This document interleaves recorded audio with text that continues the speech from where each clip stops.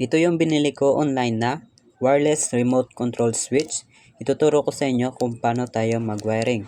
So, pwedeng-pwede ito sa mga appliances natin tulad ng ceiling fan natin, outlet natin, at yung mga ilaw natin ay pwedeng-pwede dito.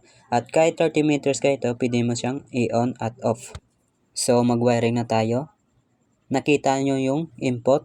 Diyan natin ilalagay yung source natin na 220 volts or supply natin. At sa output naman, dyan natin lagay yung ilaw natin. So, kabit na natin. Ito yung source natin. Ikabit na natin dito sa input natin. At yung isa, ikabit na natin. Kahit magkabaliktad dito ay okay lang. Walang problema. Dito naman tayo sa output. Ikabit na natin yung isa. At kahit magkabaliktad man ito ay wala rin itong problema. So, ikabit na natin.